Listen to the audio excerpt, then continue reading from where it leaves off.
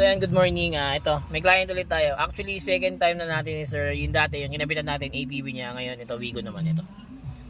So yan, papalitan natin siya. Gagawin natin 9 inches Android. Okay, tara baklasin natin. Paano siya baklasin mga kadiskarte? Ito, may kita niya sa ilalim. Yan, may gatla. Yan. Doon nyo siya sisikwatin. So ayan, ito, ganito. Yan. See? Yan, pag na niya, saan siya? Iangat lang. Iangat nyo lang to. Yan, yan, ganyan lang. Yan. So, ayan. Tapos, tanggalin nyo na yung tornilyo. Ayan, dalawa yan. Kabilaan. Bali, 4 na tornilyo yung babaklasin.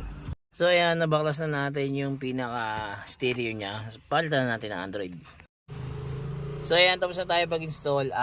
Toyota Wigo yung ginawa natin. Siyempre, kasama pa rin sa package natin yung reverse cam. Di mawawala yan mga kadiskarte. Ayan. Tapos, ito. Nag-build din sa atin si Bossing nung front dashcam natin. Ito, ayan. Yan. Ito yun. Yan. Tapos, pag i-replay mo, ito. Yan. Replay na siya. Yan, kaganyan. Replay yan. Tingnan nyo. Ayun yung tao sa gitna na. Pero yung sa replay natin, nasa gilid pa siya. Ayan. May motor din, pero walang motor na dumadaan. So, replay na yan. Tapos, ito. Mayroon na rin tong Waze, Netflix, YouTube. Yan.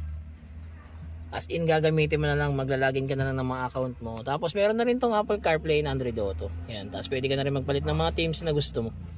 Ayan. Sa mga gusto mo mag-avail niyan, drop message lang. Don't forget to like and follow na rin. Salamat, ingat, ride safe. Buti na lang ang bait talaga ni Boss G. Nakatapos muna tayo bago umulan.